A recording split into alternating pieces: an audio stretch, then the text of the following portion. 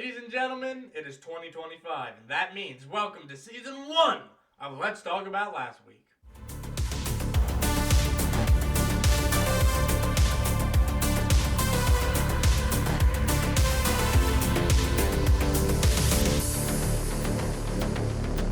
Good morning, afternoon, or good night, depending on when you are watching this. My name is Dion, but you can call me IsBe, and let's talk about last week. I hope you guys had a great holiday season. There were a lot of things that happened over that holiday period, though. So let's go over to TalkBe with some final 2024 related news for us. TalkBe, to you. Thank you, IsBe. You know, back in my day, we called it a Christmas period and not this holiday period. TalkBe. Right now, so starting off, Coachella 2025 lineup was announced. On Friday, April 11th and the 18th, Lady Gaga will headline, followed by Missy Elliott. And following Saturdays, we'll have Green Day headline, followed by Charli XCX, T-Pain, and Yo Gabba Gabba, which I don't quite think is the target audience, but who knows. And then finally, on Sunday, Malone will be there, although it is unclear if it will be pre or post Malone. Followed by Megan Thee Stallion, and Travis Scott will be there somewhere. And I'm old, so I don't know any of the rest of these people. Starting this fall semester, the University of Texas will be allowing free tuition for all the students of the families that make less than $100,000 annually, which quite literally means the University of Texas will be letting literally anyone in because the average Texan makes $70,000 a year. Giraffes are being considered to be put on the endangered species list. In November, the U.S. Fish and Wildlife Service requested multiple giraffe species to be labeled as endangered or threatening due to their lowering population. In other sad news, Miss Wendy Williams is quote-unquote permanently incapacitated, unable to complete simple life tasks due to her dementia. In more positive news, sex work is becoming a more profitable career, at least in Belgium that is, where workers are now entitled to health insurance and pensions, sick days, maternity leave, safety protections, and formal employment contracts, making it the first law of its kind that treats sex workers like actual workers and not just objects. Kendrick Lamar and SZA will be on a national tour in June. Don't even think about trying to get tickets. They were sold out before the tour was even announced. It was also announced that Conan O'Brien will be hosting the 97th Oscars on March 2nd, and Stephen Amell will star in a new Suits series premiering February 23rd. Both Party City and Big Lots are going out of business, complete with a corporate shutdown and zero notice to the employees. We hope that these employees are able to find jobs soon, and RIP Party City and Big Lot, truly the end of an era. Honda and Nissan are joining forces, preparing for a future merger of the two car brands. We talked previously on how the government is trying to do at least one thing right, that being the FTC's click-to-cancel rule, which makes it so that, one, canceling a subscription like the gym or a streaming service must be just as easy to sign up as it was to, or must be as easy to cancel as it was to sign up. So, for example, if it takes 4 signatures to sign up for whatever service, then it can't take 17 signatures to cancel. It also has to make it abundantly clear about any extra fees or payments you have to make. So if a service, say Netflix, says $5 a month for 6 months, it must state what you will be paying after the trial period, and they can't add on like a service fee or something that actually makes it $7 a month for 6 months, because that's not what was advertised. Now that comes into effect next week, but keep in mind that these corporations still have a 6 to 8 month window to get their shit together before we actually see this in effect. So we won't really be seeing any changes until roughly next year. And speaking of large sums of money, this year we will see chess joining the 2025 Esports World Cup, and it will have a $1.5 million prize pool. And lastly, in a bit of a flashback, do you guys remember that guy last year that jumped the judge's desk and attacked her? Well, his name is Deborah Redden, and he has been sentenced to 26 to 65 years in prison. He will not even be eligible for parole until 2051. And with all of that being said, back to you, IsBe. Thank you, TalkBe. And with that, let's move on from 2024 to 2025. Starting off with Generation Beta, which is officially here.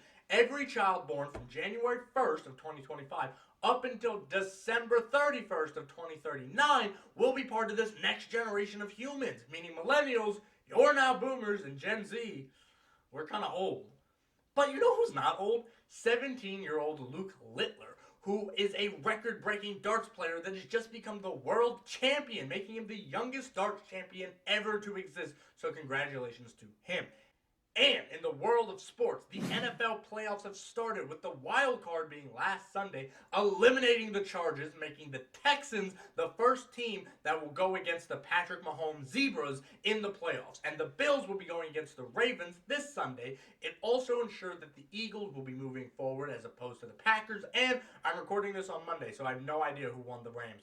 And in American finances, legislation has been passed by the Biden administration along with the Consumer Financial Protection Bureau, or the CFPB, that will remove and no longer allow medical debt on credit reports. So all medical bills and information will no longer be allowed to affect your credit score, which will reportedly remove $50 billion worth of medical bills from around 15 million different credit reports. So just overall good news.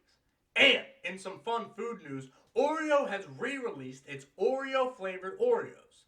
You didn't mishear me. It's an Oreo cookie that has Oreos as the filling.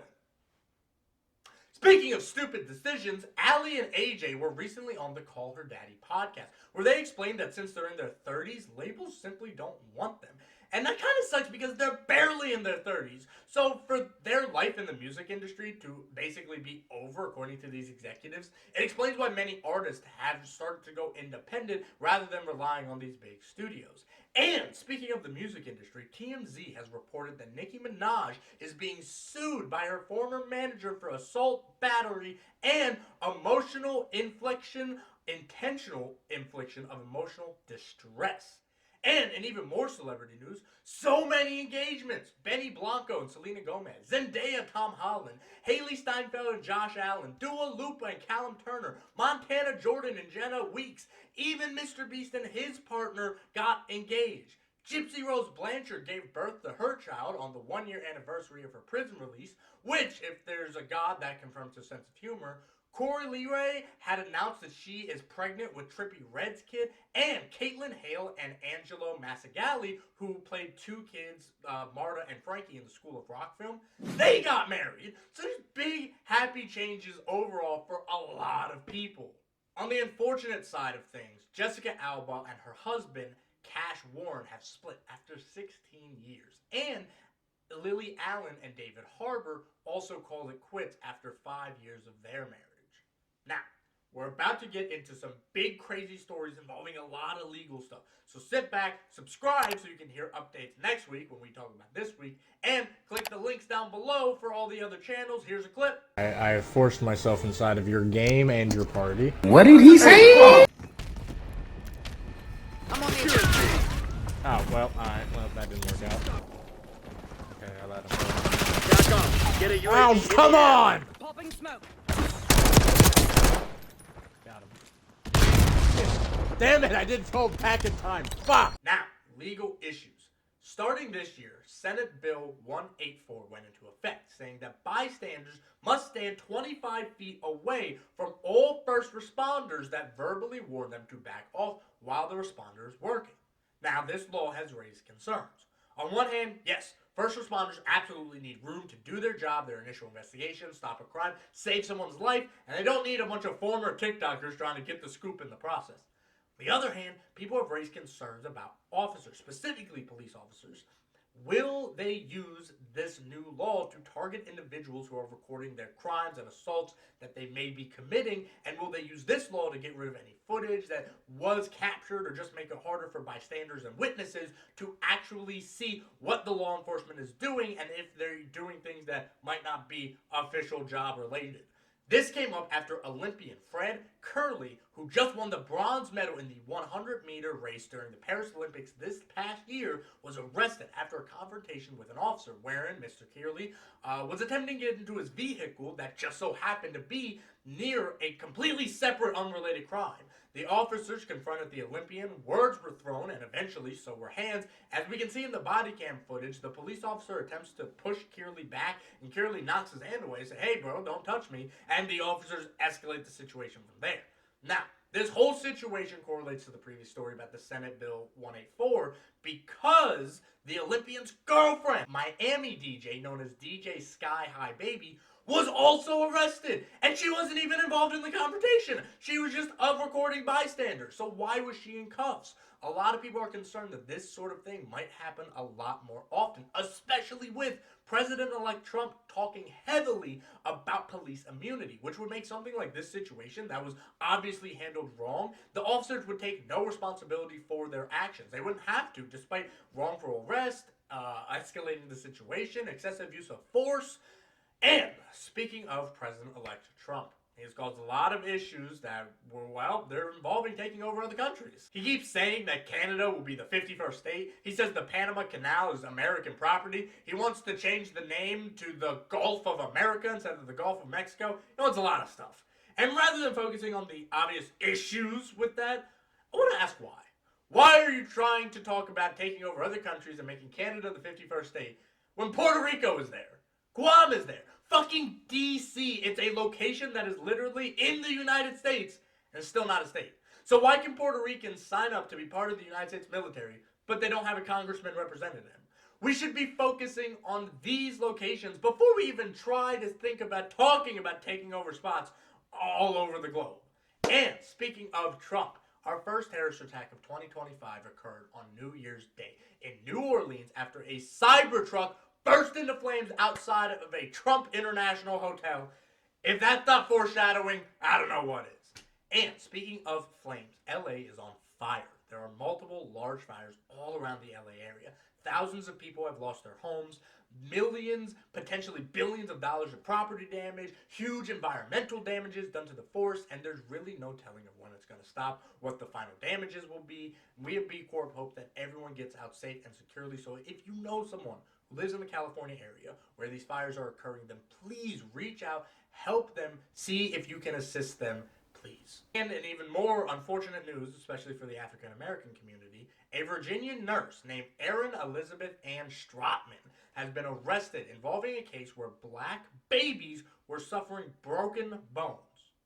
Newborn babies were having their bones snapped by nurses at Henrico Doctors Hospital in Richmond, Virginia. Now, while she has been the only arrest so far, as she is only reliable for one specific incident where she was caught on tape, this is an ongoing thing. There have been multiple reports of this. Multiple infant injuries have occurred at this hospital. And obvious racism aside, do you know how much of a monster you have to be to destroy babies? Newborns? Sure, hate the blacks all you want. They're coming in, they're ruining the country. They should come back to where they came from. A baby? Fresh out of the fucking womb?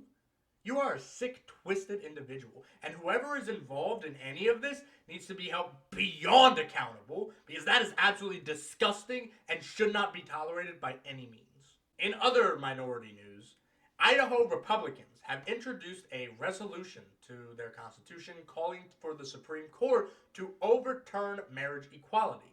Asking them to reinstate the natural definition of marriage, calling gay marriage illegitimate. Which is a funny way to put that, considering that marriage in and of itself is unnatural and something created by humans. Now, since we're on the topic of people not minding their own business when it comes to consenting adults in the bedroom, several college students are getting sued after they failed to catch a predator stunt. Story so far is that this guy, who is 22 years old, was messaging this 18-year-old named Kelsey Branyard on Tinder. And he was in town visiting his grandmother. So after talking for a bit, the guy and the Assumption University student, they went out on a date onto the campus. They hung around. They were in her dorm, presumably under some Netflix and chill sort of vibes. And while they were in the lounge of her dorm, 30 students confronted the man, preventing him from leaving. And of course, it's 2025. The entire interaction was filmed, just doing the police's job for them. On the footage, they say that Miss Branyard was laughing as the man struggled to escape. Then a student assaulted him with a car door after a mob chased him down once he finally did escape the lounge. Police say that the entire goal of this debacle was to frame this man as a sexual predator, one seeking underage girls, despite the fact that Kelsey herself is 18, and there's been nothing on the man's profile suggesting he was looking for minors. Several of the students are now facing kidnapping charges, and look, there's been a few terminally online people that are saying that the 22-year-old victim is questionable for going on a date with an 18-year-old. Are you okay? Like, mentally, do you have brain cells? Because if you think that these kids are justified in any way or that the victim was in the wrong, you need serious help. He's not 45, he's not 30. Hell, he's closer to 20 than he is to 25. You people, along with the people that did this, need to get some serious help and touch some grass. If you interacted with people outside at all, you would understand that only a deranged individual would say that a 22-year-old is weird for dating an 18-year-old. Both are grown adults, both are college aides. They met on a website designed for dating. I don't know what to do here. Let's think critically. An 18-year-old is only going to date older people. Oh, but IsBe, what about the Romeo and Juliet law? You mean to tell me that you believe that you're okay with an 18-year-old dating a literal minor, but a 4-year age gap of consenting adults is too much? Similarly, from this guy's perspective, women don't date younger guys. IsBe, I dated a younger guy. Oh, I dated an older girl once. I know a guy who knows a guy who knows a guy's cousin. Obviously, I'm not talking about you. Generally, women don't go, especially older women, don't go for younger guys. So the 22-year-old's dating pool is small. He's obviously not going to go be dating minors. And anyone who has their life together, especially a woman, isn't going to be thirsting after some dude that's fresh out of college with, nothing. So please, let's think critically before we make dumb comments. We'll be back right after this. Now, the first big scandal of 2025 happened at the scene of the crime, Fox News. After a lawsuit was filed by, and I apologize, I'm going to get this wrong, Noshin Farhajid, a hairstylist that worked at Fox News, stated that anytime she was asked to perform sexual favors and declined it, she was told that her job might be in jeopardy very soon. Now, while that in and of itself is horrible, there is a lot to come out of this. Specifically, big one is the exposing of Miss Joy Taylor. See, everyone was confused as to why Skip Bayless was offering this girl $1.5 million to get in her pants, and who else might be affected by the CEO, Charlie Dixon, and all the other higher-ups that were abusing their power at the workplace to get explicit. Well, it turned out this is a very common thing over at Fox, as Miss Taylor told Nasheen that she simply needed to get over it because that's how things are done, and if she didn't like it, she could leave. But if she wanted to keep her job, she needs to suck it up, pun intended. Allegedly, Joy Taylor is very comfortable using God's gifts to get to the top, as allegedly these activities with Charlie Dixon are the reason why she has a hosting gig on the network. And the lawsuit says that when Joy wasn't finding Mr. Dixon to any use of her anymore, she was planning on accusing him of assault. And on top of all of that, this is a class action lawsuit that says Fox was failing to pay wages, overworked the staff, and had a harmful, bigoted environment. A specific incident, after Miss Farhajid reminded Skip Bayless that he was a married individual, he responded something along the lines of, "Yeah, but aren't you Muslim? Don't you people have multiple wives?"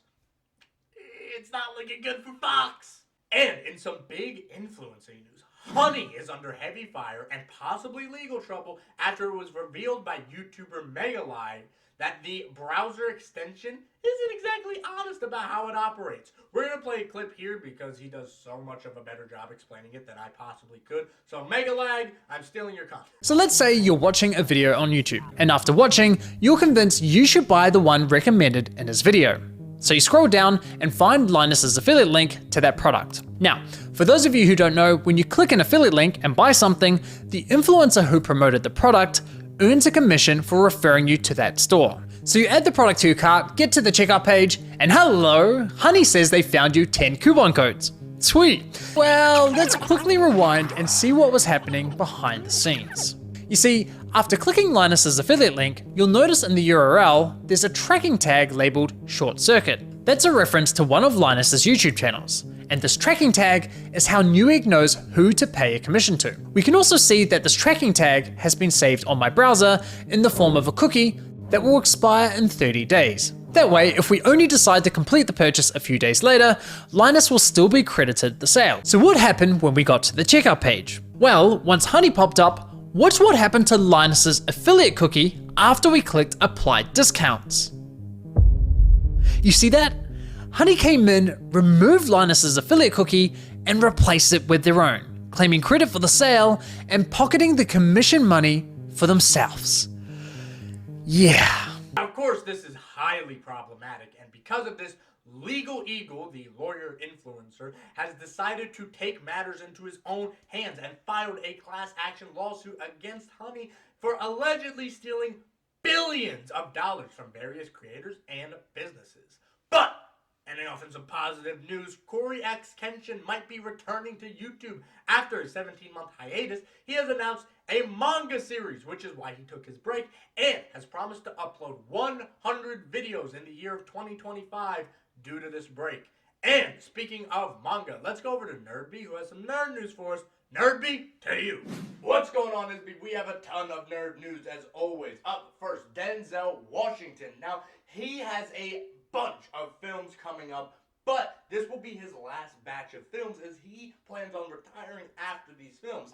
But we have, like I said, there's a lot of film. He has Black Panther 3 coming up. He has an Othello adaptation coming up. He has a film about the military leader Hannibal coming up. He has a King Lear movie. He has 2 more Equalizer films. He has a film with Steve McQueen coming up. He has so many films. And on top of all of that, he just became a minister. This man is truly a national treasure. Both Popeye the Sailor Man and The Adventures of Tintin have now entered the public domain, which means that we're just in store for more slasher remakes of childhood classics. Anyways, Zack Snyder continues to work with Netflix as he has a new project coming up about, and quote, an elite action thriller following an LAPD unit. And this is allegedly going to be his first truly grounded film. Now, this is Zack Snyder. We don't know if he knows what grounded means.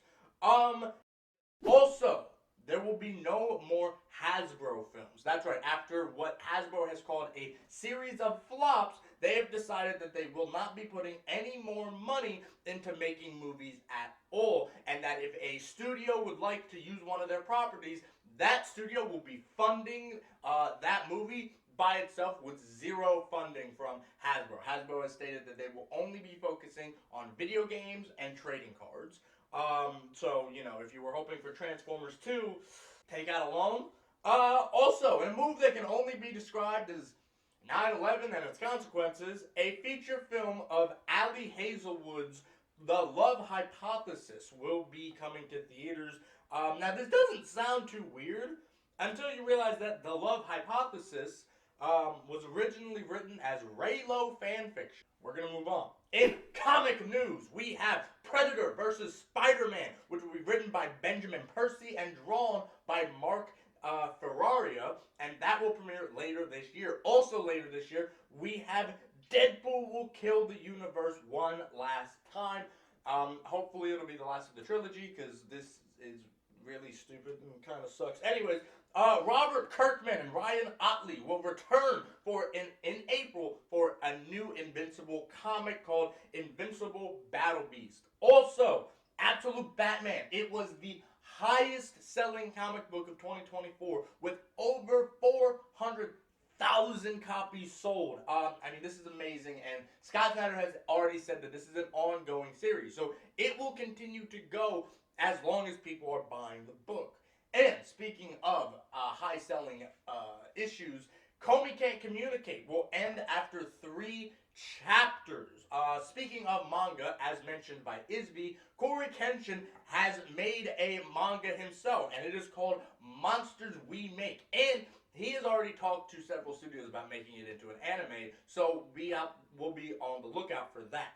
And speaking of anime in TV news, One Punch Man Season 3 will premiere later this year, along with Spy X Family Season 3. Crunchyroll is working on a Ghost of Tsushima anime, and also we've had leaks on Avatar: of the Last Airbender, the next series. So allegedly, the story is that it will have an earthbending girl because that is the next cycle is earthbender. Since Korra was a waterbender. And allegedly, speaking of Avatar Korra, at some point after Korra ended, a cataclysmic event occurred that broke the 4 nations into 7 havens. That is the working title of the series, Avatar, or the subtitle rather, so it'll be Avatar Haven. And again, it'll be about an earth-bending girl who has a prosthetic leg. She will have an air-bending mentor who has a hoverboard.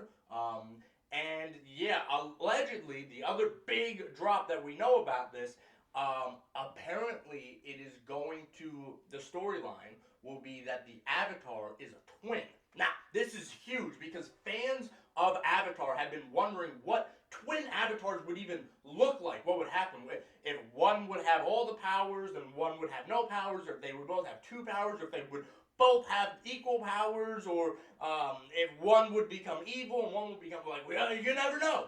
So fans might be getting the answer to that very, very soon. I mean, there's even mention of Avatar Roku having a twin in one of the more recent novels, but we don't know what happened to him, so maybe this will give us more insight. And speaking of theories from OG fans, you remember earlier last year, iCarly was canceled. The reboot was canceled after 3 seasons. Now, this was huge for iCarly fans because it ended on a huge cliffhanger. For a while now, fans have been speculating what happened to Carly's mom. I mean, for one, she's a 13-year-old living with her brother, and we do find out at the end of the original series that, yes, her dad is in the military, but that doesn't answer the question, what happened to her mom? Season 4 of this reboot was finally going to give us the answer, and Paramount canceled it. But keep your head up, for iCarly fans, keep your head up, because allegedly we will be getting a final iCarly project that is said to wrap up all the unanswered questions that were left during this reboot. Obviously, the big one being what happened to Carly's mom. Now, it is unclear if this is going to be a TV show or a movie or a special or what, but we'll keep our eyes on and let you guys know. Also, we have our first big cancellation of 2025, which is the franchise. That ended at HBO after 1 season. And also, Scrubs will be getting a revival. The studio is currently working in negotiations and contracts to get the OG cast back. Also, apparently there is a television version of Holes at the works over on Disney+. Now, the interesting part about this is that it will be an all-female remake. Now, this because the thing about Holes is that it's a coming-of-age story for young men. So, not really sure how that will translate well into a woman's story. Speaking of Disney, Adventure Time creator Pendleton Ward says he is developing a brand new series for Disney. Also, Euphoria Season 3. Now, there was a lot of speculation on what was going to happen, whether we were going to get a Season 3, whether the show was ended. I mean, a lot of the show has stars, right? Zendaya, Sydney Sweeney, Jacob Elordi. Like, these are big stars. They don't have time to go back to HBO to film some random show about teenagers doing drugs and having sex. They are big names now, so it was very unclear on what was going to happen. Well, we did get confirmation that Season 3 will start very, very soon, and it will be an 8-episode season. Presumably, again, it will be the last season due to not just the star-studded cast, but also the release schedule. A lot of big production problems. It is alleged to be released in 2026. Now, Batwoman showrunner Carolina Dries is going to be the showrunner for the Legally Blonde prequel show that we're getting for some reason. Speaking of unnecessary prequel series, the Trinity Killer show, based in the Dexter universe, has been greenlit, and Dexter Resurrection is also in production currently because apparently we didn't have enough Dexter with the prequel series about Dexter, First Blood, and then also New Blood. But anyways, also, Peacock is planning to reboot Grimm, which is the show that ended like 5 years ago. Just a lot of unnecessary television going on right now. But and very necessary television form, a young Lionel Messi will be animated into a children's show where Messi will be forced to fight bad guys who want to take over the 10 realms, whatever that means. I don't really care. But what happened to those animated shows about athletes like the Jackie Chan Adventures and Mike Tyson Mysteries? We need to bring those back. I'm glad we're bringing those back. Also, Sesame Street is homeless. Now, in a controversial move back in like 2015, Warner Brothers brought the rights to Sesame Street and put Sesame Street behind the paywall that is cable rather than public broadcasting. So what ended up happening is after Warner Brothers would help Sesame Workshop make the new episodes, but those new episodes wouldn't be available on PBS for 9 whole months. So that happened for about the past 10 years, and Warner Brothers has decided, hey, we haven't lost enough money, let's not have Sesame Street on our network anymore. So they don't. Now, it sounds bad because Elmo and Friends are without funding, but this is Sesame Street. A lot of studios are very excited and very willing to spend a lot of money on Sesame Street. Fingers crossed that their contract will be more lenient with a 9-month release schedule than Warner Brothers. Hopefully there'll only be like a 3-month release schedule or something of that sort. Also, Alien Earth premieres on Hulu this summer, and it will take place in 2120, which is approximately 2 years before the original Alien film. Melissa Benoist and Chris Wood are set to star in an NBC television show called Duo, which will be about a 2-person band. In July, a My Melody and Kurami animated series will be, it'll be stop motion, which is very nice, and that will be on Netflix, I believe. Now, the most sweet-looking evil girl that you know is very excited for this show. So, shoot your shot, fellas, and don't die in the process. From has been renewed for season 4 over at MGM+. Season 5, episode 1 of The Boys is titled 15 Inches of Sheer Dynamite, and it has been written by Paul Greg Long and directed by Phil Segricia. Harry Potter, the HBO series that we've all been talking about, is aiming for a 2027 release. And speaking of 2027, over in movie news, Wicked Part 2 will be released this November 21st, and I refuse to call it Wicked for Good because that's a dumb name. I don't understand why we couldn't just call it Wicked Part 2. But both parts will be available on Netflix in 2027. So, if you haven't seen it, wait 2 more years. The Batman Part 2 was also delayed by 1 year, making its release date October 1st, 2027. Aardman will be releasing a Pokemon project that is claymation, obviously. And that's awesome because Pokemon and claymation sounds like something that should have been a thing. And that will be released in 2027. The dynamic duo DCU film has an official release date of June 30th, 2028, which will also have some stop motion, allegedly. And in other DCU news, Alan Tudyk will be Clayface in the DCU. Now, he's already played Clayface in the Harley Quinn show, but this will be a completely different take as we've already gotten a new interpretation. We've seen what the DCU Clayface will look like in Creature Commandos, a show that has already been renewed for season 2.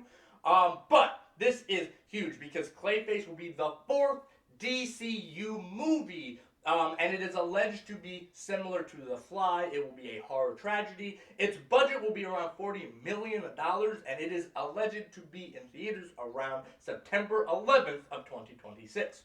Also, in the DCU, it is being reported that the Teen Titans film will most likely go with the animated series lineup. I mean, duh.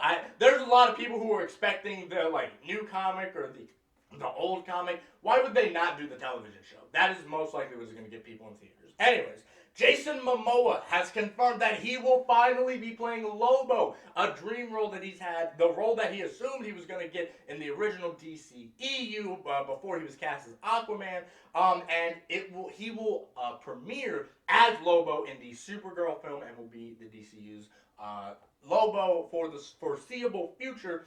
Now, while the DCU is doing absolutely amazing things production-wise behind the scenes, getting ready for this premiere slate that they're going to have, Sony is not. Sony is very in a bad spot right now. Kraven the Hunter did so poorly that Sony has killed the villain solo universe that they kept insisting on making. Now, they will be reportedly focusing on Spider-Man 4, Beyond the Spider-Verse, and the Spider-Noir show that is going to premiere on Amazon Prime starring Nicolas Cage. But the CEO of Sony Pictures has said that the villain movies aren't that bad and that they get crucified before they come out, which is why they do so poorly. That's not true. The movies were just bad. I mean, there's a lot of movies that, had very bad marketing or very, not, very expected to by the fans. So if the movie's good, it will show in the box office. I mean, nobody had confidence in Robert Pattinson, and look at the Batman. Everyone's mad that it's delayed again. So Sony Pictures CEO has no idea what he's talking about. Also, allegedly the Sony-Disney deal never barred Sony from utilizing Spider-Man. We all assume that the Sony-Disney deal said that Sony can't use Spider-Man because Disney's using Spider-Man. Apparently that's not true. A quote from Variety, there was a feeling within the studio that audiences would not accept Holland Spidey suddenly popping up in a live-action film that wasn't part of the MCU. This is from the same company that has done Into the Spider-Verse and Spider-Man No Way Home, mind you.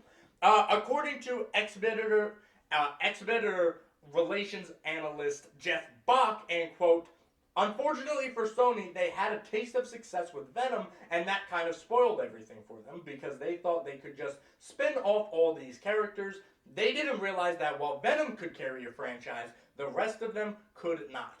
Not having Spider-Man was their fatal flaw. It'll be very interesting to see what exactly happens with the rest of these stories and with these characters. Executives are obviously wanting to circle back to it, so we will just have to see. It's also very important to note that Kraven, Morbius, and Venom 3 were produced by Avi Arad, along with the most recent Uncharted film starring Tom Holland, and the most recent video game adaptation, the Borderlands film.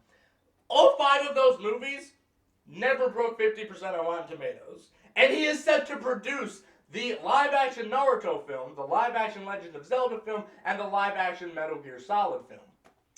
So good luck to fans of those franchises. Moving on, Pixar staff have revealed that their new movie Hoppers will, which is about a girl who switches brains with a beaver. Interesting concept. Disney executives told them to downplay the themes of environmentalism in the film. Because, duh, who wants to watch a Pixar movie about a human's effect on the environment? In other Disney news, Disney is allegedly working on a Treasure Island reboot with Tyler Nielsen and Michael Schwartz developing. Disney has also allegedly planned for the live-action Hercules film to be titled Hades, and in similar fashion to Mufasa and specifically Maleficent, it'll be the same story that we already know, but told from Hades' perspective. That's lame. The Young Avengers film is reportedly being retitled to Champions, and instead of being a film, will be a TV show. That's lame. Disney will be bringing back Chris Evans, Anthony Mackie, and Haley Atwell for Avengers Doomsday. That's nostalgia. Spike Lee has hired A$AP Rocky as the lead in his upcoming film Highs to Lowest, which will also star Ice Spice and Jeffrey Wright. That's horrible. He also went on the record to say it is not a remake, it is, and quote, a reinterpretation of Akira Kurosawa's great film. And if you know Spike Lee, reinterpretation is just code for, I didn't watch the film. In other remake news, Brian K. Vaughan will be writing the script for Forbidden Planet, a remake over at Warner Brothers for a movie that is highly critically acclaimed. Austin Butler was cast in the remake of American Psycho. Jared Leto will be playing Skeletor in the live-action Masters of the Universe movie. Meet the Parents, 4 is in the works. Ben Stiller, Robert De Niro, Terry Polo, and Blythe Danner are all in talks to return. Don Cheadle will star as part-time jazz musician, part-time killer in a new action film called Canyon. The film will be written by John Wick creator Derek Kolstad. Mighty Mouse will return in a film that it will be produced by Ryan Reynolds. And Speaking of production and Ryan Reynolds, there's a new Ryan Reynolds Hugh Jackman movie in the works titled Boy Band. Well, they will both be former members of a boy band that reunite now that they're middle-aged. Dave Bautista will star in a new comedy with Anne Hathaway based on the true story of two FBI agents who pose as a couple to infiltrate and cloak global crime enterprises by staging a wedding in New Jersey. Smile 3 has been greenlit and is aiming for a 2025 shoot. Happy Gilmore 2 will premiere on Netflix this summer. Marvel Zombies will premiere October 3rd and will be a 4-episode event over on Disney+. Mortal Kombat 2 has been, to no one's surprise, rated R and is planning to be in theaters October 24th. The Bad Guys 2 will release August 1st. The Conjuring film, the final Conjuring film, has wrapped up filming and will be in theaters September 5th. Evil Dead, the next movie, will be titled Evil Dead Burn and is aiming for a 2026 release. And Final Destination Bloodlines will release May 16th. Now, of course, as we all know, death stops for no one. So despite the fact that it is a new year, we have to do our In Memoriam segment that just memorizes all the people that we've lost so far. Andy Paley, the music composer for SpongeBob SquarePants, has passed away at the age of 72 following a battle with cancer. Legendary Mexican actress Silvia Pinal has passed away at 93. Actress Diane Delanio passed away in December of last year. Mike Toth, a Disney Renaissance animator who worked on Tarzan, Hercules, Mulan, and so many other films, passed away at the end of December. Thomas and Friends creator Britt Allcross has passed away at the age of 81. Olivia Hussey has passed away at 73. Drag queen James Lee Williams, the first winner of RuPaul's Drag Race, passed away at the age of 32. Perry, the miniature donkey that was used as the model for Shrek, passed away at the age of 33. Influencer known as Cabin Fruit took his own life after a final Instagram posting. And Jeff Bana, a writer and director who was married to Aubrey Plaza, took his own life at the age of 47. Please remember that you are not alone. There are 8 billion people on this planet. Somebody will miss you. Somebody wants you here. Please reach out. And if you know somebody who is struggling, reach out to them. And even if you don't know somebody who's struggling, reach out to them. Because you never know what someone is going through. Take care of yourselves. Be kind to each other. And with that being said, back to you, Izzy. Thank you very much, NerdBe. And thank you for watching. Be sure to share this video with a friend, dog, cat, mouse, or spouse. Leave a comment down below about something you learned, something we missed, or something you want us to talk about. And as always, my name is Dion, but you can call me IsBe, and now you're caught up on last week. See ya.